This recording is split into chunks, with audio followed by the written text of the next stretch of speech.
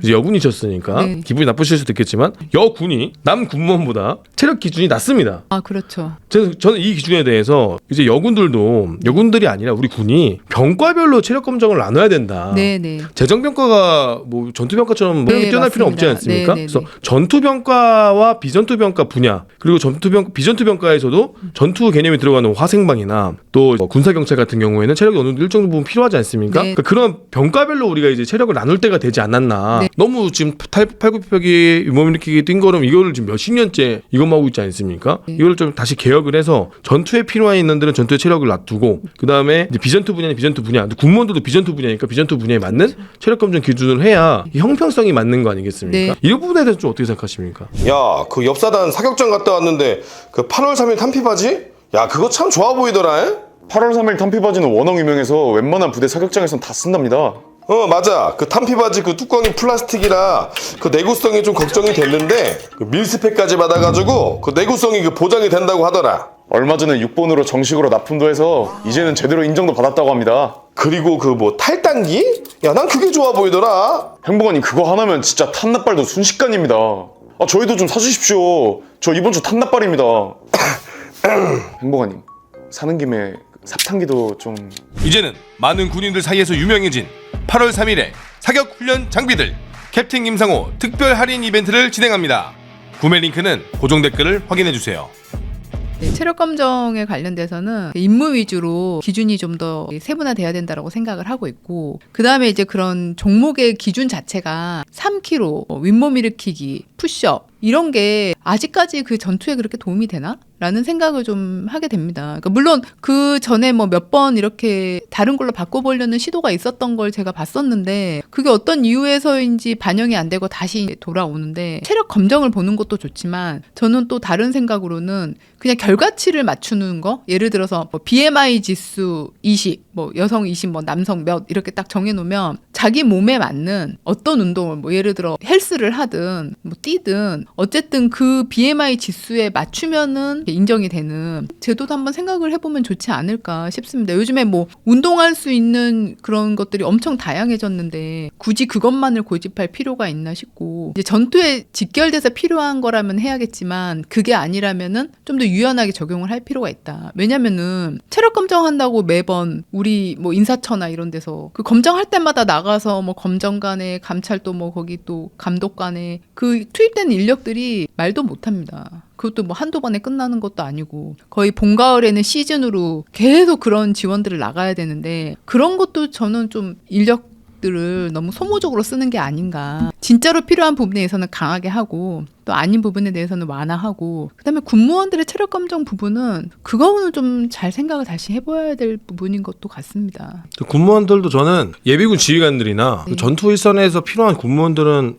어느 정도 해야 된다고 저는 생각을 해요. 임무에 따라서. 임무에 따라서. 네. 근데 임무에 따르지 않고 지금은 네. 군무원들한테 성과상여금을 체력 검정으로 네, 반영을 하니까 그거는 좀 아니다. 저도 좀 이건 좀 아닌 것 같다라는 네, 네. 생각이 들고, 지금 국민체력 검정, 국민체력 100이라는 또 네, 그거 네, 네, 시험 볼 때 요즘 그걸 대체하거든요. 요즘에는 네, 네. 그런 식으로 군인들도 그렇죠. 그런 시험지 결과로 퇴근하고 네. 한다거나 아니면은 전투체육 시간에 그렇죠. 외출증 같은 거 내가지고 난 거기 가서 네. 테스트 보고 오겠다 해서 그쵸, 아니, 거기서 나와서 해도 되는 거고, 네. 국민체력 검정 100은 거기서 한 기관에서 하는 맞아요. 거니까 네. 그걸로 대체해도 되지 않을까. 좋은 의견인 것 거기에 같습니다. 되게 많은 종목이 있거든요. 그리고 이미 상시적으로 그거를 측정해주고 할 수 있는 여건이 마련돼 있는데 네, 그렇죠. 가서 하면 되는 거지. 우리가 그걸 뭐 매번 이렇게 사람들 오라고 해가지고 오히려 거기가 기간이 인증 기간이다 보니까 그 결과지만 내면 되는 거니까. 네. 그렇게 우리 군도 체력 검정을 좀 매주 네. 주는 거나 마찬가지인 거죠. 네, 그렇게 한번 맞습니다. 바꿔보는 게 어떨까. 네, 네. 저도 그런 아이디어가 좀 있는데 좋습니다. 아무튼 좀 여군이 남 군무원보다 체력이 기준이 낮은 거, 이 부분을 네. 우리가 좀 더 바꿔야 되지 않을까. 네, 맞습니다.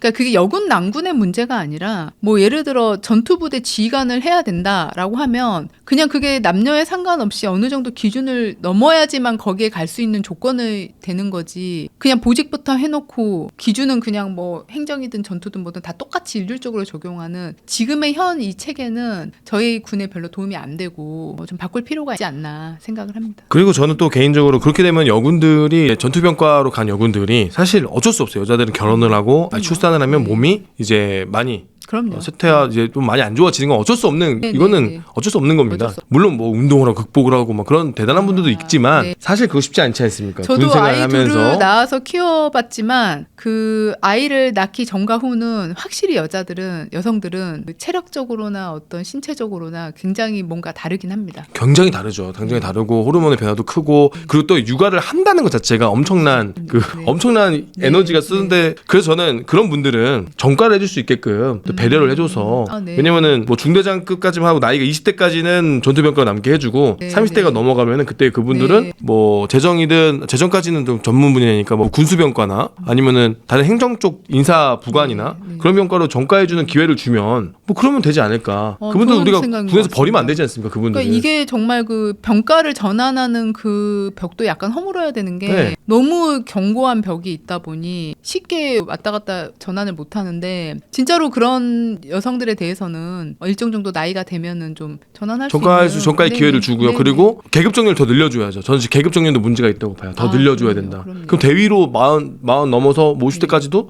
대위로 할 수 있게끔. 근데 뭐 계급은 계급에 따라서 격려하는 거니까 기분 나빠할 필요도 없고 후배가 올라간다 해서 그것도 기분 나빠할 필요도 없는 거고 대신에 그런 분들은 전투 일선이 아니라 이제 행정 쪽으로 지원해 줄 수 있는 계급으로 가면 되는 거죠. 근데 이제 대위로 그렇게 하면은 저는 중간에 성과 평가를 한 번씩 해야 된다고 생각합니다. 아 그렇죠. 이제 너무 그러니까 뭐 우리 네. 그 무기 계약직 연장하듯이 5년에 한 번씩은 이제 어떤 평정이나 평가를 통해서 계속 근무를 할 수 있을지 없을지에 대한 거. 그건 당연히 해야죠. 네, 그렇게 계속 이게 좀 약간 그게 있어야 될 것 같아요. 그건 안 하면은 지금 네. 뭐 그러면 다 이제 좀, 포기해버리는 네, 사람이 네, 선배가 네. 와버리면 또 별로 이렇게 복잡해지기 도움이 안 때문에 되기 그래서 때문에. 전 소령 정년연장도 네. 사실 그렇게 찬성하지 않았습니다. 네. 저게 나중에 악순환이 될 수도 있고 악재가 될 수도 있다는 생각을 네, 했기 네. 때문에 그래서 그런 거 당연히 필요하죠. 그래도 소령 정도는 지금 뭐 이제 50세까지 늘어난다고 하니까 보장을 해줘야 되지 않을까라는 생각은 합니다. 네, 그리고 너무 소령 정도- 아이들이 크는 그 나이대가 한참 돈이 많이 들어가는 나이대고 뭐 상우님이 저보다 먼저 나와보셔서 아시겠지만 뭐 사회생활에 이렇게 적응하고 또 다른 직업을 구한다는 게 쉽지 않잖아요. 그렇죠. 소령 나이 40대는 더 진짜 힘들죠. 거의 불가능하다고 네, 봐야죠. 네. 30대니까 저는 그나마 다행이었던 거지. 40대는 쉽지 않습니다. 그 길을 간다는 게. 기회도 많지 않고 본인 스스로가 이제 자신감이 많이 없어져서 그런 도전을 하기가 쉽지가 않죠. 아무튼 또 지금 아까 상근 예비역 이 아이디어 너무 좋은 것 같습니다. 제가 뭐 센세이션하네. 저도 생각도 못했는데 이 생각을 한 사람이 있을까? 난 그 생각이 또 들 정도로 나름 정말 고민을 네, 나름 많이 하신 것 같아요. 국방 정책을 어떻게 이끌어 나갈 것인지를 고민을 되게 많이 했어요. 저는 그래서 지금 가히 충격적입니다. 네. 고민을 많이 한 사람이 있구나. 사실 지금 나오는 우리 정치인분들은 뭐 얼굴 빛으로 많이 나오시긴 했지만 사실 그분들은 이제 공감해줄로 나오고 약간 좀 얼굴 빛으로 많이 나오는 것 같은데 오늘 우리 주찬미 대변인님께서는 이렇게 생각을 좀 많이 하신 것 같아서 제가 상당히 기분이 좋습니다. 그리고 또 이제 장교부사관 이제 모집이 안 된다는 이야기를 제가 네. 아까 말씀드렸는데 이거에 대해서는 좀 어떻게 해야 될까요, 우리가? 너무 거시적인 얘기일 수도 있는데 전 세계적인 약간 트렌드라고 하는 것 같아요. 모병제를 하고 있는 나라들도 징병제로 지금 바뀌고 있고 미군들 같은 경우도 작년에 모병제가 미달이 됐다고 하거든요. 그러니까 이렇게 지금 전체적인 그 세대가 군에 오는 것 자체를 그렇게 선호하지 않고 또 군의 매력도도 그만큼 떨어지는 게 사실인데 그렇다면 우리는 그런 상황 아래서 우수한 자원들을 획득하기 위해서 어떻게 해야 되느냐. 저는 그 단기 자원들 돈 많이 주고 이런 거 뭐 어느 정도는 필요하겠지만 진짜 반대입니다. 얼마 전에 영상 보니까는 뭐 학군 장교들 뭐 1200만 텍사스 원입니다. A&M대로 뭐 이렇게 네, 맞아요. 네. 보내주고 하는데 그런 그것도 거 자비로 가는 거예요. 그거는 네. 자비를 학교에서 주는 거예요. 그러니까요. 나라에서 아니에요. 주는 것도 아니고. 네. 근데 이제 미군들 같은 경우는 그런 게 있잖아요. 그 예비역 출신이면은 그 대학원을 갈 때 나라에서 다 지원을 해주고. 맞아, 학비 지원이 크죠. 예, 전형 자체도 그 학교에서 별도로 그 베테랑 전형을 뽑는 것처럼 우리도 이제 어느 정도 학군이나 이런 제휴를 통해서 이런 부분들은 좀 해줄 수 있다라고 생각을 하거든요. 어차피 개인한테 돈을 몇 천만 원 주는 것보다는 군 전역 이후에 더 공부를 하고 싶은 인원에 대해서는 국가에서 대학원 학비는 다 국가에서 대주고 어떤 전형이나 이런 것도 좀 배려를 해주는 전형으로 해서 공부를 좀 더 할 수 있게끔 여건을 만들어주는 것도 좋을 것 같고요. 여기 현재 근무하는 분들이 행복해야 또 이렇게 다른 유인이 돼서 새로운 또 인력들을 우수한 자원들을 이렇게 획득해 올 수 있는데 일단 여기가 너무 힘든데 누구에게 쉽게 들어와라 이렇게 권하기가 쉽지가 않죠. 그래서 뾰족한 방법 방법이라고 말씀을 드릴 수는 없지만 일단 여기에 근무하고 있는 우리 현역들에 대한 복지나 대우가 달라져야지만 그러니까 군의 직업 자체에 대한 매력도를 상승을 시켜야 되는 겁니다. 저는 매우 공감하고요. 요즘에 저도 고민을 또 다시 한번 해봤어요. 지금 군에 들어오는 병사들이 장교를 고민하는 친구들이 그래도 간혹 있단 말이에요. 군생활 하다 보니까 네, 장교를 한번 네. 가볼까? 근데 네, 이미 나 그렇죠. 병사로 와서 이미 늦었는데 하는 친구들에게 기회가 있는 게 이제 간부사관이라는 제도가 있고 네, 그렇습니다. 사실 간부사관 제도가 메리트가 전혀 없어요. 여기 단기복무 장려금도 안 나와요. 얘들은 네, 네. 똑같은 장기 장교들인데 네. 단기복무 장려금을 받을 수 있는 기준이 학군. 그다음에 학사장교 중에 예비학교, 예비합격생들. 그러니까 졸업을 끝내고 나중에 들어가면 또 돈을 안 줘요. 제도가 이상해요. 단기복무장려금 말 그대로 단기복무한 친구들한테 주는 제도인데 그게 아니라 사전에 선발된 애들한테만 주는 거야. 학군하는 사전에 선발된 애들이잖아요. 네. 후보생 2년을 하니까. 그리고 예비 학사장교 후보생들한테만 주고 졸업을 하고 나중에 학사장교 가야지 하는 애들도 안 줘요. 그러니까 약간 반쪽짜리 반쪽짜리, 완전 반쪽짜리죠. 그러니까 나중에 뭐 학군 지원금이나 마찬가지인데 그러니까 이게 간부사관은 또 단기복무장려금을 안 줘요. 그러니까 네. 고민해 보니까 병사 월급 150, 지금 150이지 병장 월급. 소위 월급 200, 50만 원 차이? 근데 복무가 더 늘어나네? 그렇죠.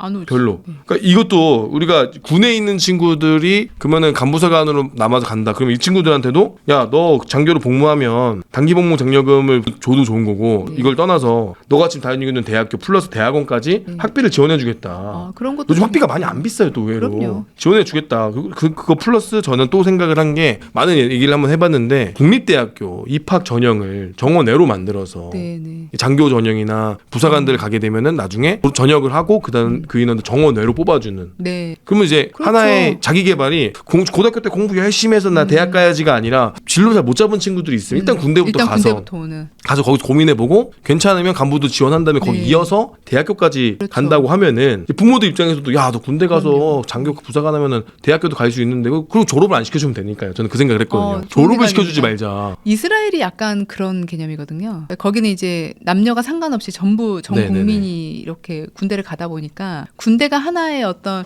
라이프 사이클 안에서 그냥 하나로 차지를 하는 거죠. 그래서 고등학교를 졸업하고 대학을 가는 게 아니라 고등학교를 졸업하고 대부분 군대를 와가지고 군대 생활을 하면서 내가 앞으로 뭐 바로 취업을 할 것인지 아니면은 공부를 더 할 것인지를 또 어떤 경험을 통해서 해보고 군에서 어떤 특정 기술직위에 근무를 한 그 경험이 결국 사회에서 어떤 취업을 하는 데 있어서 결정적인 영향을 미치는 그러니까 뭔가 군과 사회가 밀접하게 연관이 되면서 군에서 경험한 지식이나 이런 것들을 또 사회로 이렇게 활용할 수 있는 이런 사회가 만들어진다면은 제가 봤을 때는 사교육비도 많이 줄어들 것 같아요. 그러니까요. 그러면 또 여성들에게도 아까 얘기했던 상근 예비역처럼 복무를 한 다음에 그렇죠. 같이 너네들 하는 중에서 거죠. 부사관 네. 장교할 사람들은 네, 똑같이 네. 적용해 주는 거죠. 그리고 이제 군대라는 곳이 정말 사회로 나가는 발판이 되고 관문이 되는 거죠. 관문이 되고 뭐 민망한 얘기지만 네. 정말 뭐 이렇게 비약적인 얘기지만 그 사실 어렸을 때 꿈과 미래를 설계하지 못한 친구들이 요즘 더 많아졌어요. 요즘엔 그렇더라고요. 요즘에 더 많아지고 물론 교권이 붕괴된 것도 있고 우리 때는 교권이 있으니 살아 있으니까 그렇죠. 네. 올바른 길을 가르치지 않으면 네, 이제 네. 몽둥이로라도 어떻게든 바른 길을 가게끔 때려서라도 네. 보냈는데 지금 그런 게 안 되니까 네. 탈선하고 이제 학교를 제대로 나오는 거마저도 이제 대단한 일이 된 그럼요. 개근을 하는 게 대단한 일이 된 그런 상황이 됐기 때문에 이 친구들에게 또 다른 제2의 인생을 살 수 있는 기회의 장이 군이 결국 교육을 가지고 가야 된다. 네, 저는 대학교의 굉장히 교육을. 동감합니다. 이거를 바꾸면 사실 많이 해결될 것 같아요.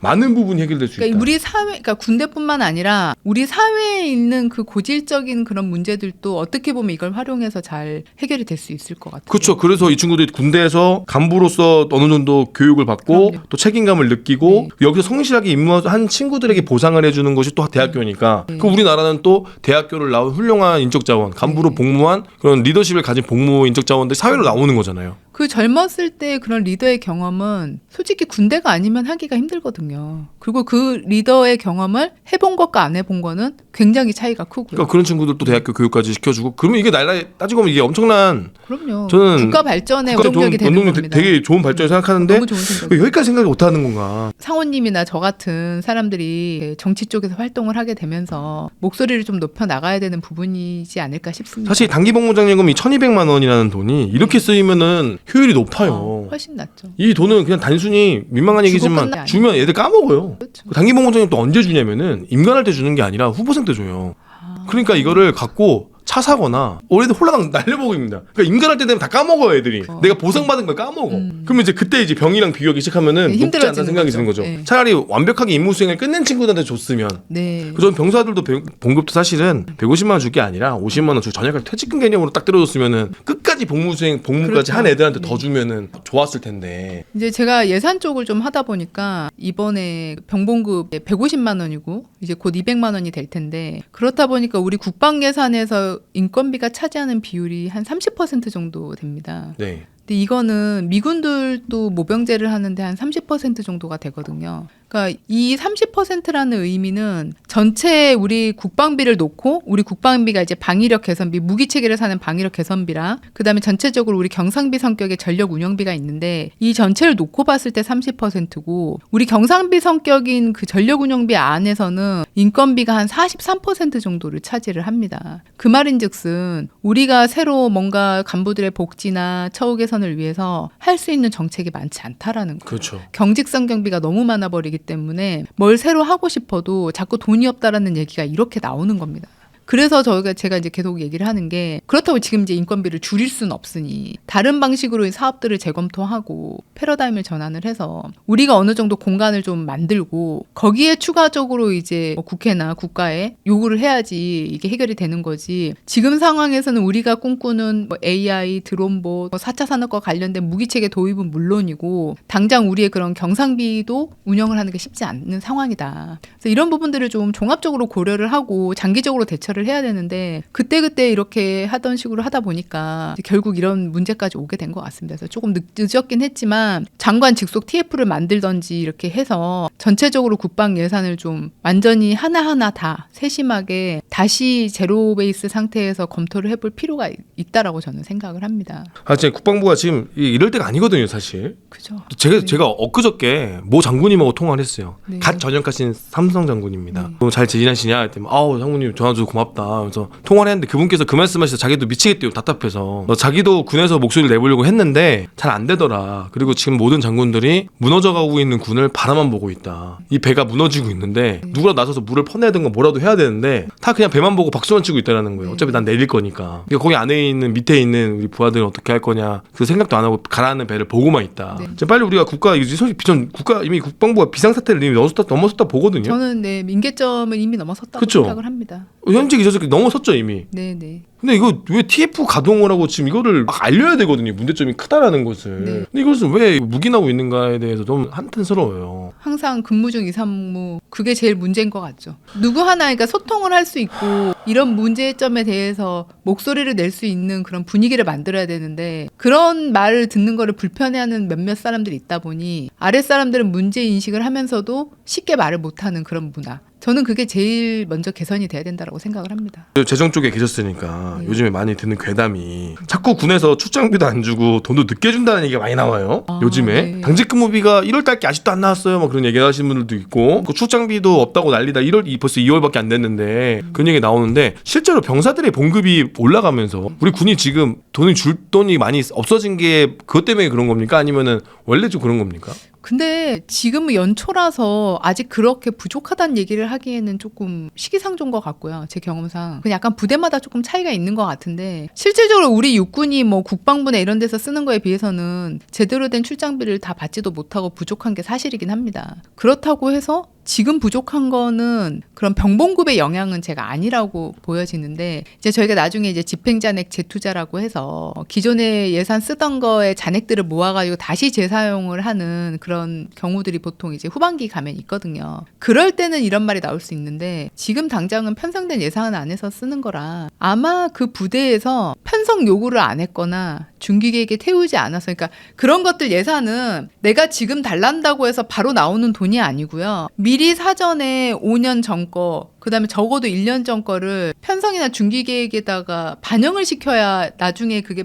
돈이 나오는 건데 대부분 이런 절차는 모르신 채로 당장 급한 돈이 안 나온다 이렇게 말씀을 하시는데 제가 대부분 부대 가서 보면은 그런 요구를 안 하는 것들이 되게 많습니다. 그래서 우리 이제 이런 간부들도 야전에서 지휘관만 하다 보니 이런 예산이나 이런 쪽에서는 솔직히 지식이 없어서 어떻게 해야 되는지 몰라서 하는 경우들이 못하는 경우들이 많거든요. 그래서 이런 교육도 저는 굉장히 필요하다고 생각을 해요. 각 부대의 실무자 실수로. 약간 제가 그러니까 실수라기보다 부대별 차이가 네, 부대별 좀 차이가 있을 좀 것 있다. 같다. 지금 시기에서는. 그렇죠. 네네. 2월밖에 안 되는데 벌써 부족하다는 다들 건 그런 말이 안 오해를 되죠. 해요. 병사들 봉급이 올라서 돈이 없는 거 아니냐. 아, 그거는 너무 좀 간이에요. 비약적인 좀 오해겠죠. 요즘에 엊그저께부터 계속 돌던 내용인데 제가 계속 제보를 받는데 저는 일단은 이거는 확인되지 않은 거다 이렇게 말씀을 드렸는데 또 군인연금 개혁 관련해서 지금 얘기가 또 많이 돌고 있어요. 아, 그거는 이제 굉장히 좀 불안해하는 부분이긴 하죠. 지금 주임원사들 사이에서 진짜 실제로 주임원사들 교육에서 부사관 연금 개혁안이 나오고 있다. 이건 2025년 1월부로 1월 1일부로 나오고 만 60세부터 지급하는 걸로 얘기가 나오고 적용 대상은 95년도 12월 이후 임관자로 생각하고 있다. 그래서 이제 뭐 60세 지금 07군번부터 그렇게 될 거다. 뭐 이런 얘기가 지금 돌고 있다고 하고 있어요. 네. 이거 혹시 얘기 들으신 거 있으십니까? 저는 일단 금시초문이고요. 불초문이죠. 네. 그리고 이제 이런 연금 문제는 굉장히 특히 군인연금 문제는 저희 사기랑 직결돼서 민감한 문제다 보니까 작년에도 계속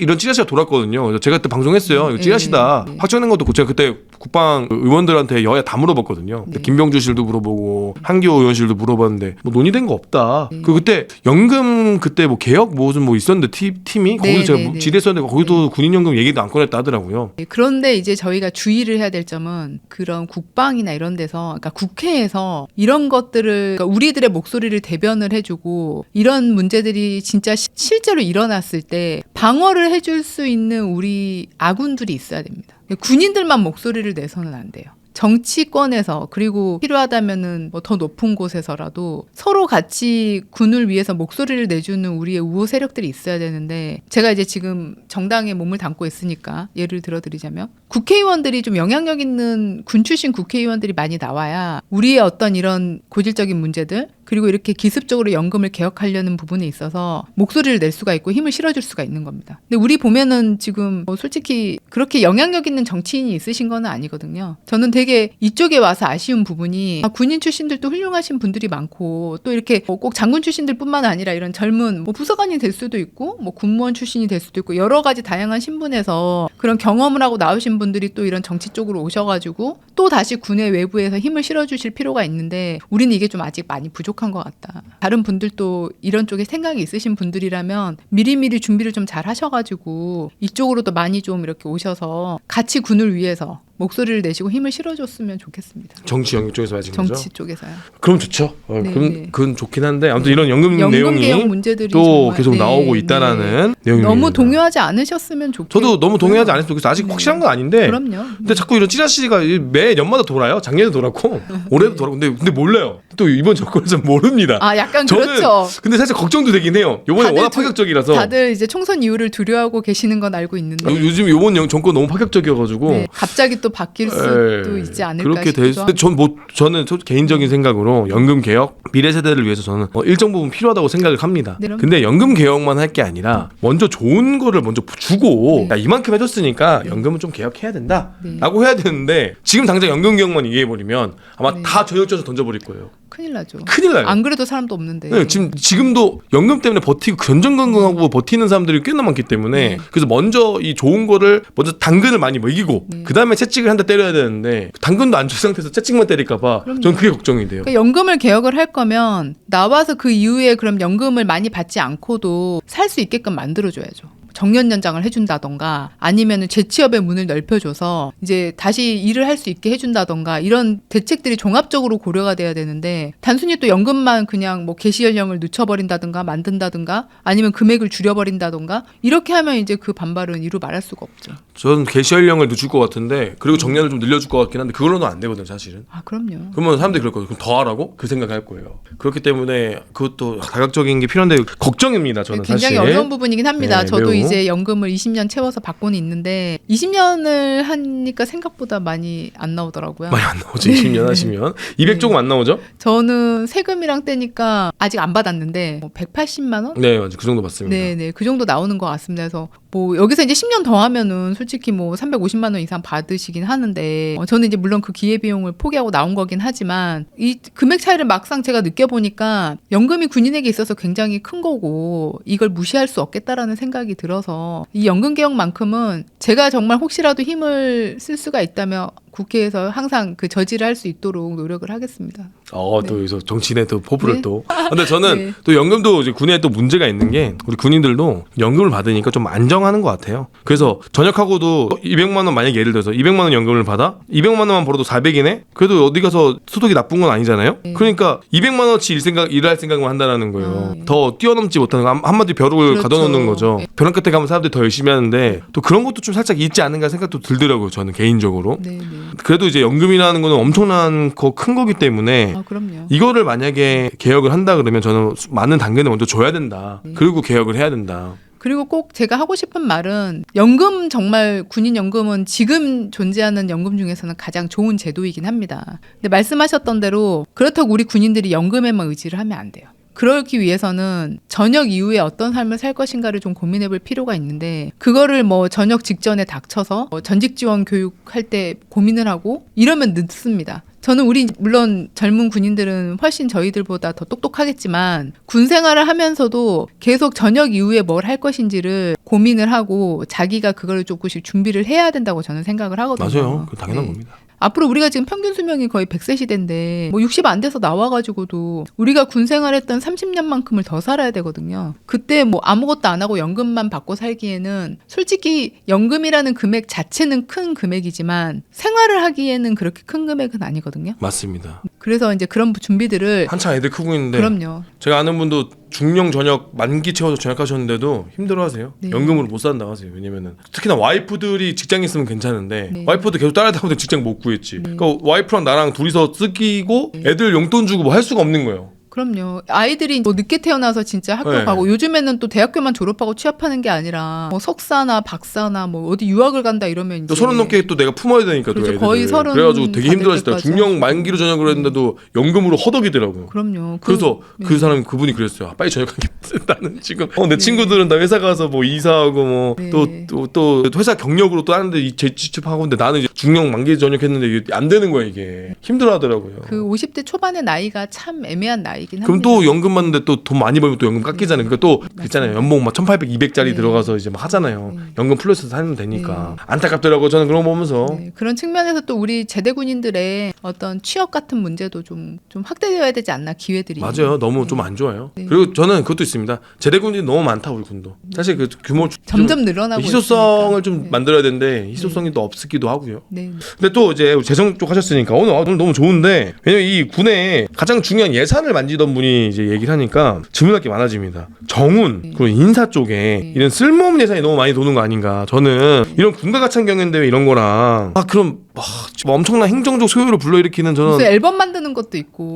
그래 그거 청춘 앨범이죠. 네. 하는 건 뭐 완벽한 외주를 주면 다행인데 외주가 아니라 대부분 간부들이 감내하고 있거든요. 그렇죠. 이런 거 예산들이 지금 너무 낭비된다고 생각을 하는데 이 부분에 좀 어떻게 생각하십니까? 이게 이제 제가 앞서 얘기했던 그 예산을 제로 베이스부터 다시 하나하나 검토를 해야 된다라는 그 맥락 속에 포함이 되는 건데요. 물론 필요하셔서 인사 정원에서 뭐 사업을 만드셨겠죠. 근데 이제 그게 시간이 지나고 주변 여건이 바뀌면은 그 바뀐 환경에 따라서 예산도 없어지거나 통폐합되거나 다른 걸로 전환이 돼야 되는데 뭐 십몇 년 전에 만들어졌던 사업이 그냥 계속 그냥 이어오는 경우도 있고 뭐 예를 들어 청춘 앨범 같은 경우도 이제 병사들이 핸드폰 쓰고 난 이후부터는 굳이 이거를 할 게 없어서 불용도 많이 했거든요. 그러니까 이런 사업들은 그래서 성과 평가를 통해서 물론 뭐 없어졌다고 들은 것 같기도 한데 그러니까 이렇게 계속 좀 인사나 정운 뿐만 아니라 뭐 예를 들어 지금 급식 개혁하면서 하는 13,000원인가 15,000원 기준으로 그 외부에서 이렇게 지역 상생? 네, 지역 상생 그 급식 그것도 이제 제가 경험해 본 바로는 약간 문제가 있는데 이런 것들이 물론 기사 내고 홍보하기는 너무 좋죠. 근데 이제 급식 얘기를 좀 하자면은 1인 기준 15,000원이라는 급식비는 엄청나게 큰 금액입니다. 그죠. 상호님도 생각을 해보세요. 1인 기준 15,000원에 4인 가족이면은 하루에 재료비만 6만 원이라는 거예요. 그게 뭐 30일이면은 우리가 지금 식비로 180만 원을 쓴다라는 얘긴데 재료비로 그게 굉장히 큰 금액이거든요. 엄청 큰 돈이죠. 예. 근데 실제 우리가 먹어본 입장에서는 과연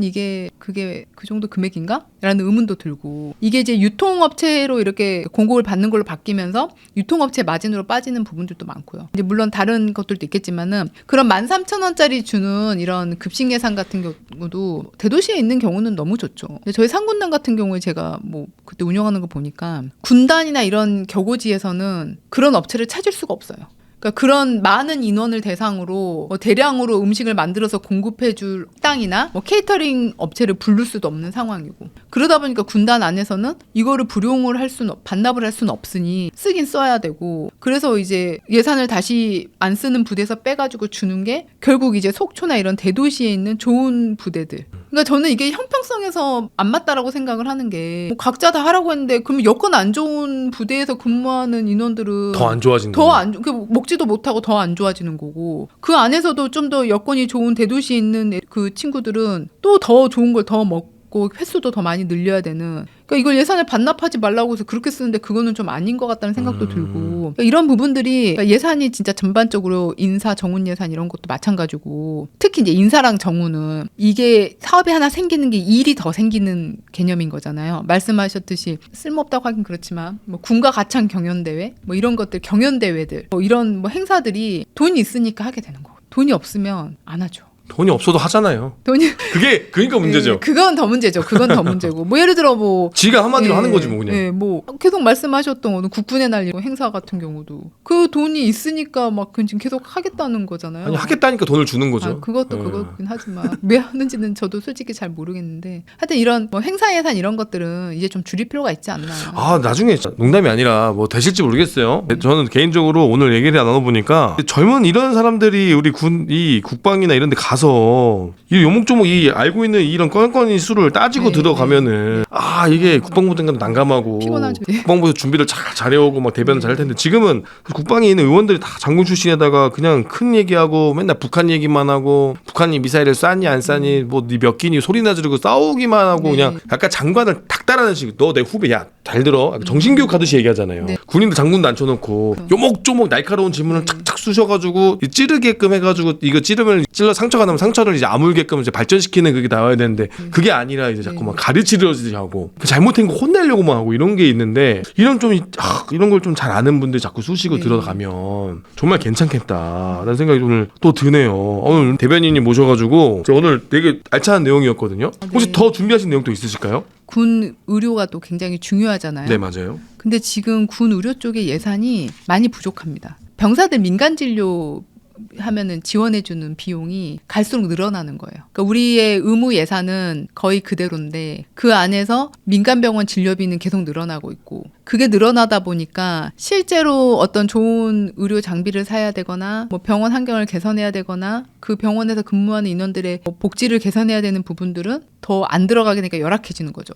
그러니까 열악해지니까 또 병원을 밖으로 가게 되고 그러니까 이게 지금 악순환이 계속 생기고 있거든요. 지금 빨리 하나하나씩 다 분석을 해야 되는 겁니다. 프로그램별로 이렇게 해서 이런 문제들이 있으면 이걸 어떻게 해결할 것인지 물론 병사들이 원하면 민간 진료를 받는 게 맞죠. 하지만 군의 어떤 의료 체계가 좋은 장비가 들어오고 좋은 의료진이 있고 환경이 좋다면은 굳이 또 병사들이 밖에 나가서 할 이유는 없거든요. 그래서 그런 측면에서 의무 예산도 좀 다시 한번 검토를 할 필요가 있고요. 군 단체 보험 있잖아요. 네네. 병력들도 입대하기 전에 보험을 들게 해서 네. 보험 비용 얼마 안 된다 그러더라고요. 네. 한 해 비용이 200억밖에 안 된대요. 네. 그 비용으로 해서 보험으로 해서 처리해주는 방법도 민간 진료 갔는데 그게 원래 처음에 얘기 나왔다가 안 된 걸로 알고 있거든요. 그런 방법도 있고 아니면 군인들은 병력이 의무복무하는 친구들에 의해서는 의료보험공단에서 이 친구들은 이제 의료비를 지원해주는 걸로 하고 네네.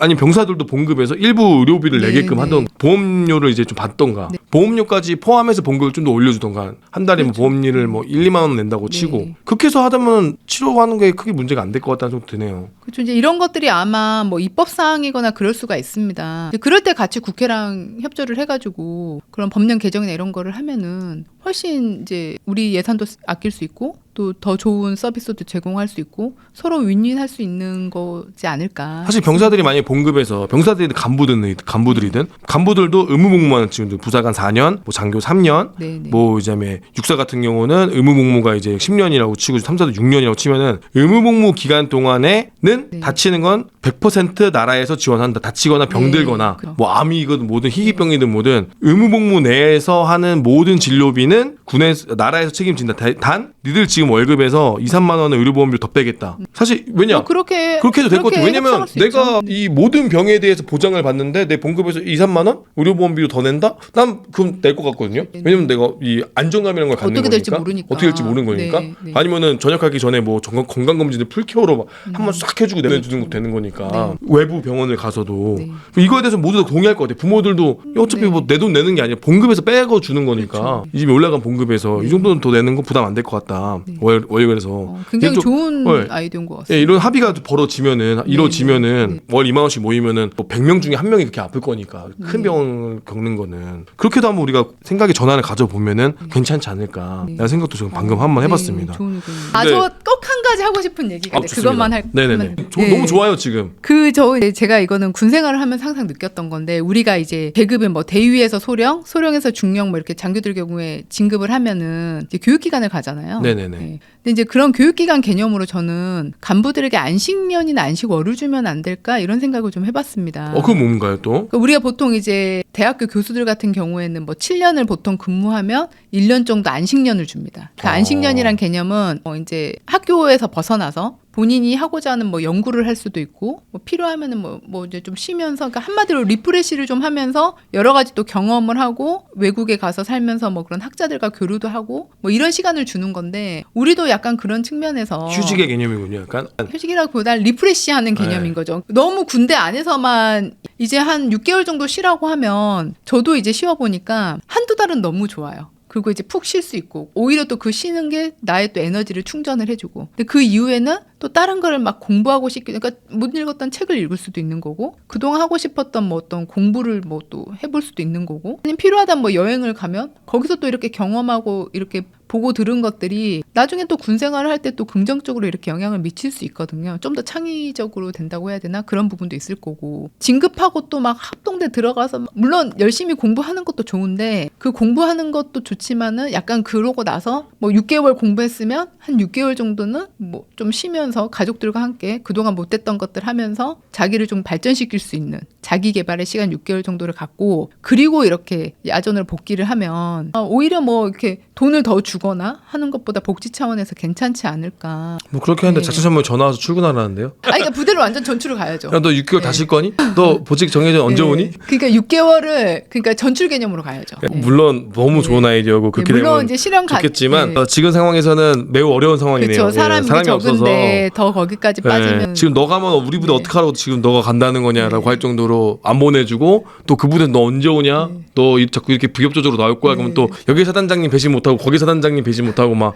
문화도 좀 바꿔야 네, 지금 뭐 돼요. 그런 네. 엄청난 상황이 벌어지고 있는데 이렇게까지 가는 거는 좀 너무 먼 얘기인 것 같고요. 물론 좋은 아니 근데 저는 할 수 있다라고 봅니다. 이게 막상 하기 전까지는 막 그렇게 할지 몰라도 어느 정도 정착이 되고 나면은 어떻게 보면 좀 당연하게 생각하게 되지 않을까. 그런 시간이 좀 빨리 왔으면 좋겠어요. 좋은 아이디어인데 너무 좋죠. 이렇게 되면 좋겠지만 안식월을 조금 좀 힘들 것 같습니다. 대한민국 네, 너무 현실성이 떨어지나요? 대한민국 문화 네. 자체가 이게 안 돼 있기 때문에 네. 군이 이렇게 선구적인 게 될 수 네. 없어요. 왜냐면은 사회가 외국 같은 거 유럽 같은 경우는 뭐 휴가를 막 한두 달씩 줘가지고 애들 다 여름이면 겨울이면 놀러 다니잖아요. 네, 네. 일을 이렇게 많이 안 하는. 근데 우리는 주 몇 시간을 일하고 지금 기조가 막 열심히 일하고 막 52시간 일하는 거 당연하게 생각하는 그런 네. 국가이기 때문에 그건 쉽지 않을 것 같다. 근데 저는 또 저도 말씀 하나 더 드리면은 나중에 어떻게 될지 모르니까요. 우리 군도 이제는 인터넷을 받아들일 때가 됐다. 아 그럼요. 너무 그 인터넷 안에 갇혀 있는 그 자기들만의 그 세상에 인터넷이 이제 들어와야 돼요. 아직도 인터넷이 안 저 들어온 너무 공감합니다. 유일한 조직이어서 그러니까 세상에 지금 엄청난 소프트웨어가 발달이 많이 됐거든요. 네. 물론 이제 보안상의 문제는 있겠지만 보안상은 이제 우리가 다시 다뤄봐야 될 내용인데 세상에는 진짜 AI 프로그램, 챗 GPT며 별의별 프로그램이 다 그렇죠. 있고 이제 PPT가 아니라 이제 리튼 뭐 그런 프로그램 써서 더 네네. 화려한 프레젠테이션을 맞습니다. 준비할 네네. 수가 있거든요. 근데 우리는 아직도 그 PPT에 갇혀 살고 그럼요. 한글에 갇혀서 이제 그런 거 잘 안 써요 사회는. 제가 나와 보니까 그걸 공감을 하겠더라고요. 그거 만드는 사람들은 와 대단하다고 하긴 해 우리가 와 대단하다 네. 하는데 요즘에는 그런 시대가 또 아니에요. 네. 한글, 엑셀, 파워포인트 갇혀서 하는 시대가 아니라는 겁니다. 저는 진짜로 그 말씀에 동감하는 게 그리고 이게 핸드폰 하나 가지고도 할 수 있는 게 되게 많고요. 엄청 많죠. 대부분 다 PC랑 연동이 돼가지고 핸드폰으로 하던 작업을 또 PC로 가서 이렇게 연계해서 우리는 그게 솔직히 인트라넷이나 보안 때문에 안 되잖아요. 그렇지 않는 문화 속에서 살다가 전역을 하고 사회에 나가서 저도 이제 나름 그래도 이런 거 잘 사용하고 잘한다라고 생각을 했었는데 막상 나와 보니까 세상은 너무나 빨리 변하고 있더라고요. 지금 다 회사는 회사 망으로 된 메신저를 쓰던가 아니면은 PC 카톡 띄워놓고 카톡으로 업무 엄청 해요. 네. 근데 우리 텔레그램도 군대는 다 PC로. 네, 아직도 가서 똑똑똑 들어줬습니까? 물어보고. 물론 이제 문서 같은 경우는 당연히 보안이 네, 있으니까 네. 그렇게 하겠지만 사실 보안성이 없는 건데 그렇게 해도 되거든요. 소통이나 이런 것들은 네. 훨씬 제가 옛날에 육군에 그 간담회 가가지고 우리 육군 메신저가 한번 있긴 했어요. 있었어요. 있었는데 네. 안 쓰잖아요. 안 쓰죠. 이거 부활시켜서 누가 요즘에 뚝뚝이고 일하러 가냐. 업무 효율을 위해서 네. 그냥 메신저로 보내고 대회장이 검토 바랍니다 하고 네, 통합 파일로 네. 대회장 열어보고 그 카톡에서 쫙 써가지고 자기 야 의견 쓰고 하고 이렇게 해라 지시 내면 그러면 이제 들어줬습니까? 야 지금 누구 계시냐? 예, 누구 계십니다. 그 앞에서 기다리고 있다가 네. 통화 또 중이십니다. 통화 중이십니다. 기다리고 있다가 들어줬습니까? 그러고 들어와. 근데 들어가 또 얘기하고 또 나오고 그 시간이 그 얼마나 그 에너지 소비가 큽니까? 특히 요즘 젊은 친구들은 잘 못해요 이런 거를 또. 싫어하죠. 대면하는 거 대면하는 자체가 거를 좀 익숙지가 않잖아요. 물론 이거 글은 바꿔야 되고 그게 이제 능력도 네. 생기는 거지만 우리 군이 이제 이 인터넷에서 나와야 된다.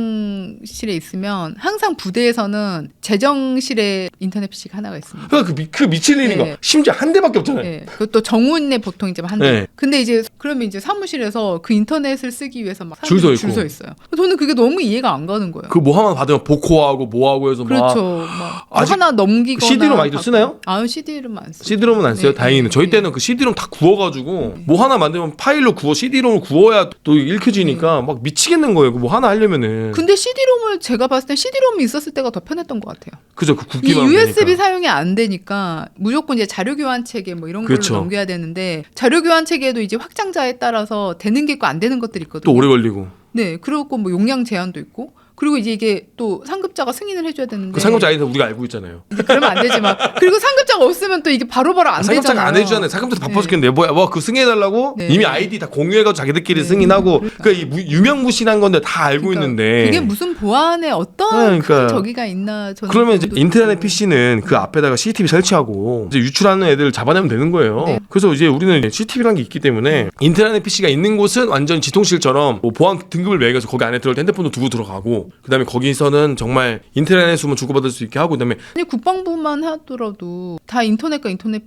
PC가 다 되거든요. 근데 왜 예하부대 내려오면은 그게 안 되는 건지 저는 계속 의문이 보안, 드는 거예요. 유출 막 그런 것 때문에 하는 건데 이제 우리가 그런 것도 나와야 돼요. 그런 걸 그러니까 좀 이렇게 좀 깰 필요가 있습니다. 이제. 네, 아무튼 이 인터넷 이걸 빨리 고쳐야 되는데 이게 인터넷이 빨리 되고 그리고 저는 병사들한테도 빨리 노트북을 줘야 된다. 노트북도 주고 그러니까 퇴근하고 그냥 퇴근의 개념으로. 퇴근의 개념으로. 네, 간부들도 이제 뭐 아무튼 뭐 하려고 그러면 다 아날로그식으로 이제 거의 뭐 20년 전 그걸 아직도 하고 있으니. 병사들 중에 병장들은 약간 퇴근 개념 적용해도 될 것 같아요. 제가 그때 한번 아이디어를 냈었거든요. 네네. 병사들이 200만 원 받을 자격에 대해서 얘기하면서 아, 그렇죠. 네, 그러니까 무조건 다 병장을 진급시켜 주는 게 그렇죠. 아니고 네. 좀 강하게 기준을 만들어서 이 병장이란 계급이 뭔가 의미를 가질 수 있도록. 약간 전문화사 개념으로 해서 이 친구들 당직사관도 쓸 수 있고 네. 그러니까 그다음에 간부처럼. 간부의 역할을 할 수 있고 이 친구들은 출퇴근의 개념으로 네, 바꿔주고 네. 평일도 그다음에 이 친구들은 생활관도 2인 1실에 4인 1실로 네, 약간 독신 만들어줘서 숙소처럼. 네, 그래서 노트북도 쓰고 퇴근하고 그죠. PC도 쓸 수 있게 네. 하고 인터넷 연결해 주고 그래서 완전 차원이 다른 병인데 차원이 다른 병. 그래서 그 친구들이 병장 할 만한데 하고 하사를 전할 수 있게끔. 그리고 사회 나가서도 난 병장으로 전역했어 이러면 이제 그 문화가 이어진다면 우리도 이제 병장으로 전역한 게 굉장히 좀 높게 인정을 받을 수 있는 그렇게 되면은 되게 좋을 것 같습니다. 의욕도 생기고. 지금 계급에다가 병장에다가 옛날 병장 계급에 하사점 하나 올려줘가지고 그걸 하다 보면 또 이제 또 그렇게 해서 철제 계급증 만들어주고 정복도 지급해주고 그러니까 방안은 전 여러 가지가 있다고 생각은 하는데 우리가 너무 노력을 안 하고 있는 거 아닌가 아무튼 생각이 들었고 오늘 되게 길게 얘기했어요. 네. 그렇네요. 하나도 오늘 놓칠 또 게 하다 없는 보니까 또 이렇게 대화였고 시간이- 저는 사실 근래 대화했던 것 중에서 가장 건설적이었고 좀 좋은 내용이었다. 네, 저는 그렇게 생각해 주셨으면 정말 너무 모시기 참 감사합니다. 잘했다. 사실 네. 처음에 메시지 왔을 때 요즘 정치권 연락이 많이 오네 했는데 네. 그럼 연락이나 한번 해볼까 하고 연락을 바로 드렸는데 이렇게 좋은 아이디어나 좋은 또 보관을 갖고 계신 거를 네. 느끼면서 역시 우리 군을 바꾸려면 젊은 사람들이 많이 들어가야겠다는 생각이 좀 많이 네, 드네요. 네. 정말로 정말 뜻깊은 저도 시간이었습니다. 그렇게 네, 같은 생각을 가지고 있고요. 저희 새로운 미래가 이제 젊은 층들에게 많이 좀 어필할 수 있는 정책들도 많이 만들고 있는데 아직 그 인지도가 너무 없다 보니까 주목을 못 받고 있는 건 사실입니다. 근데 물론 저희가 더 많이 노력을 해야겠지만 이 군인분들도 이제 좀 관심을 좀 가져주시면은 저희가 또 더 많은 일들을 할 수 있지 않을까라고 생각을 하고요. 언제든지 또 그런 거 관련돼서는 상호님께도 계속 이야기가 가겠지만은 저희도 연락처를 남겨놓을 테니까 필요하신 내용들이나 좋은 아이디어 같은 거 있으시면 언제든지 주시면 저희는 거의 국방 정책이 거의 바로 반영된다고 보시면 되고요. 이게 다만 그 총선용이 아니라 앞으로도 계속 이 정치권에서 쭉 끌고 갈 수 있는 정책으로 저희가 만들어 놓기 때문에 언젠가는 지금 당장이 아니더라도 언젠가는 우리 이 장병들을 위해서 더 좋은 환경을 만들어줄 수 있는 그런 씨앗이 되지 않을까라고 생각을 하기 때문에 여러분들의 많은 관심을 가져주시면 좋을 것 같습니다. 아무튼 오늘 이렇게 시간 내주셔서 감사하고요. 네네. 오늘 너무 건설적인 이야기 네. 너무 즐거웠습니다. 저도 너무 좋네요. 이게 약간 제가 항상 그 정말 믿고 의지했던 김상호 채널에 나오게 돼서 저도 개인적으로 아유. 너무 영광입니다. 감개무량합니다. 아무튼 더 잘 되셔서 정말 이런 목소리를 낼 수 있는 위치까지 꼭 가셨으면 좋겠습니다. 네. 언제 또 기회가 되면은 한 번 더 불러주세요. 오늘도 와주셔서 너무나 감사합니다. 네, 감사합니다.